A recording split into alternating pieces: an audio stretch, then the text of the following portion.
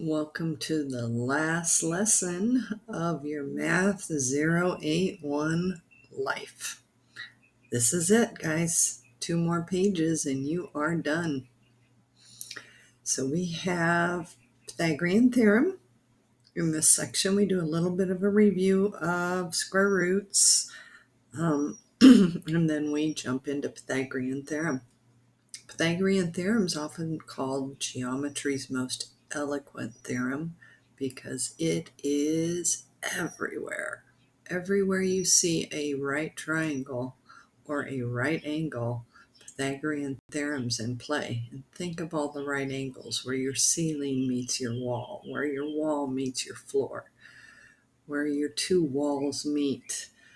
Anything you build, navigation, they all use right angles, and that's where the Pythagorean theorem comes in. So Pythagoras, thank you for inventing that. We wouldn't have these beautiful homes that we live in without you. So let's go ahead and do a quick little review of square roots. So remember, square roots mean what number times itself is 36. Sorry, my allergies are getting the best of me. Sorry about that. So what number times itself gives me 36? 6. Square root of 64, 8, because 8 times 8 is 64. And this next one, when you see this, there is a division property of radicals that you'll learn about, and it means that these two are equal, and you can either write it as a single radical or you can write it as two separate, which in our case, because we want to take the square root, it'd be easier to do two separate. So square root of 36, 6. Square root of 89 or 81 is 9. But just like every fraction you encounter for the rest of your life, it needs to be simplified, and this one can be simplified. 3 goes into both of those. I usually put this one on a test, and a lot of people miss it because they don't simplify. So 6 divided by 3 is 2. 9 divided by 3 is 3. So the final simplified answer is 2/3. Square root of 100 is 10, because 10 times 10 is 100. We already did this one on the calculator earlier. It was 15, because 15 times 15 is 225. And last but not least, square root of 1 over the square root of 49 is what? 1/7. Because 1 times 1 is 1, 7 times 7, 49. And that one can't be simplified. So as long as you're comfortable with square roots, we can move on. Then they're going to have us practice with a couple that are not perfect squares. So we need to use the calculator. You always know when this is in the directions that there's a calculator involved. Because we could, back when I was in school, we had to do these to 3 decimal places by hand. So we had to go 3 times 3 is 9, 4 times 4 is 16. Well, it's in between 3 and 4. So 3.2 times 3.2. And then 3.3 times 3 until we got to the nearest cell. It was a lot of work, let me tell you. So tell the calculator you love it every day. Okay, so again, to do square roots, remember we use this x squared button, but it's something above it, so we have to do second x squared, 12, close the parentheses, and nearest thousandths, is that what it said? Yep. So that's 3 decimal places, so 4, 6, 4, followed by 1 says keep it 4.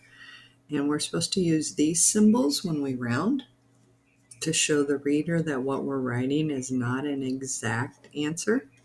So that's approximately 3.464. Same thing with 97. So when we use an equal sign, that means an exact answer. When we use this, it shows the reader it has been rounded. So again, we're going to have to round. So 9.848, but this 8 is followed by an 8, so that's going to turn it into 9. So 9.849 approximately.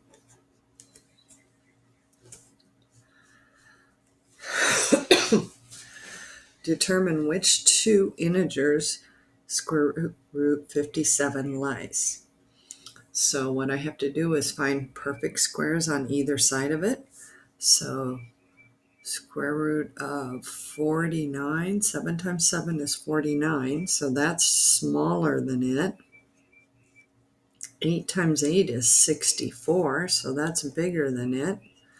So do you agree that 57's in the middle, so that means it's going to be between 7 and 8, right? It's going to be 7 point something because it's bigger than 49, but it's littler than 64. So we know it's going to be 7 point something when we take the square root of it.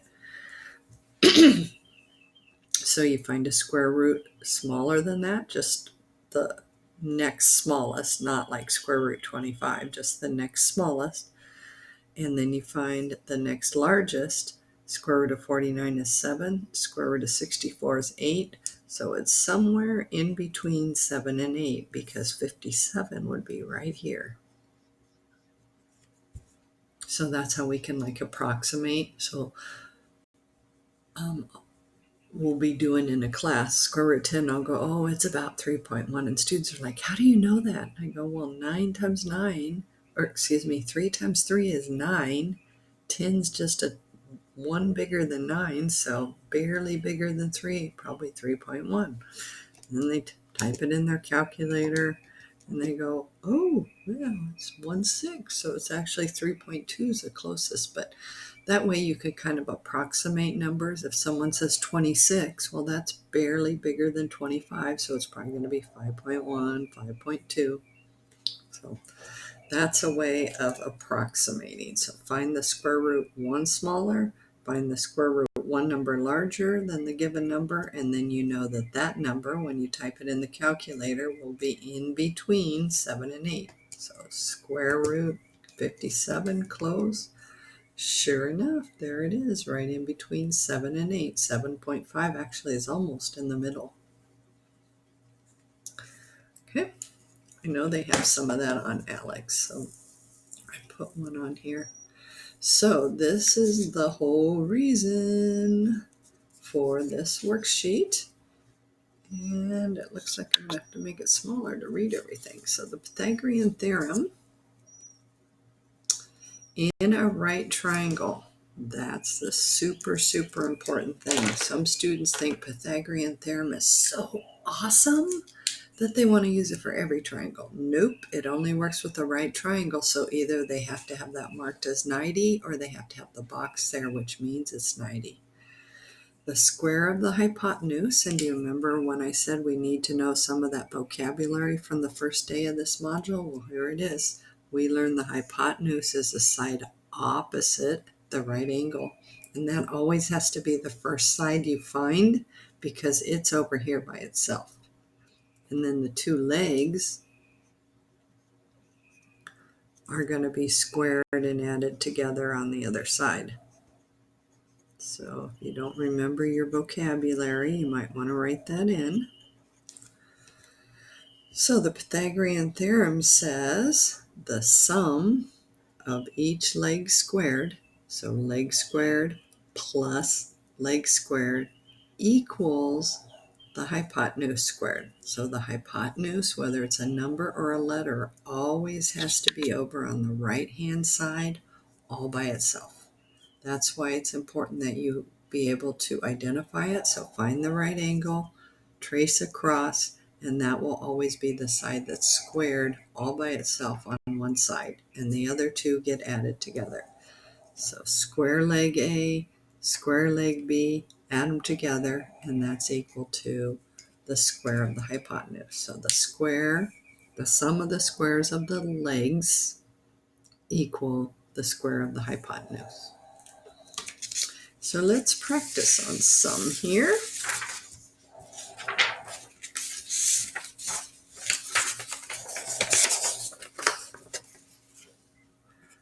Okay, I'm going to shut my door. As you can probably hear, my dog is snoring away. She doesn't believe in these late nights that I do videos. I'm going to go shut the door.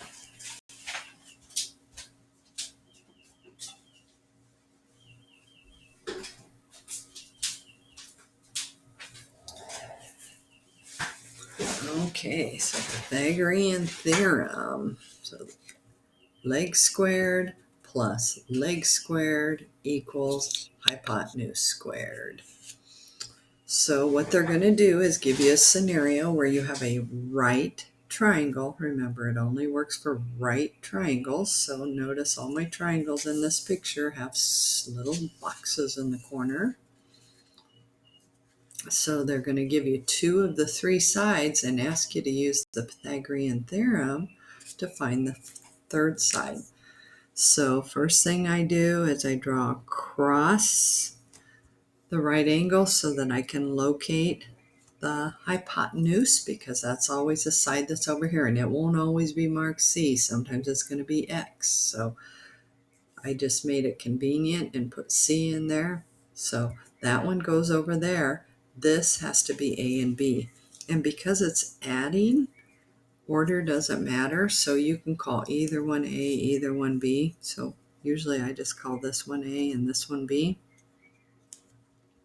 So to find the missing side, I fit this into the Pythagorean theorem. So in place of A, I'm going to write 5 squared plus 12 squared equals my missing side, C squared. So the hypotenuse always has to be over here. So then I square 5. 5 times 5 is 25. Square 12. 12 times 12 is 144. And that's equal to C squared. So then I add these two together, 169.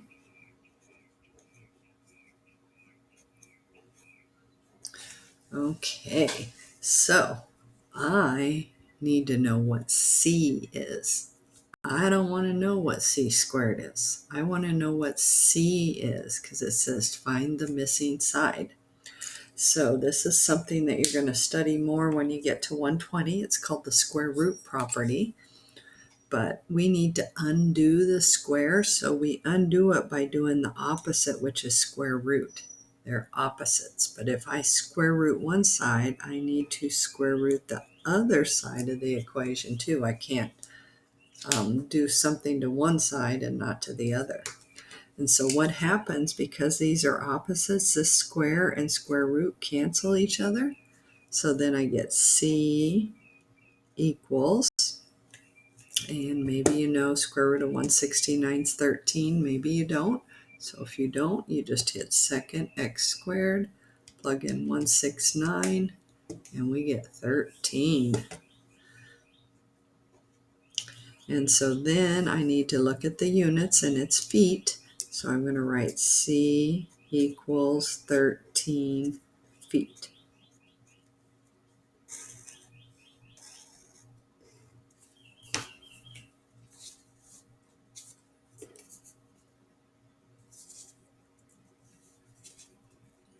Not bad, right? Okay, let's go ahead and try another one. So what is C in our second triangle? It's 5, right? So that's C. This is A. This is B.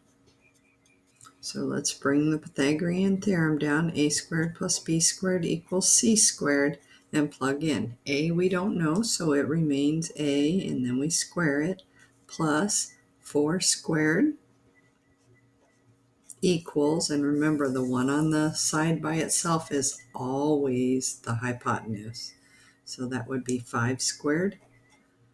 So you'll never put anything there except for whatever's opposite the right angle. So we get A squared plus 16 equals 25. And I need to solve for A squared. That means I do the opposite. So when it was multiplication, we divided. When it's addition, we subtract. And so I get A squared equals 9. And then taking the square root of both sides, I get A equals 3 meters.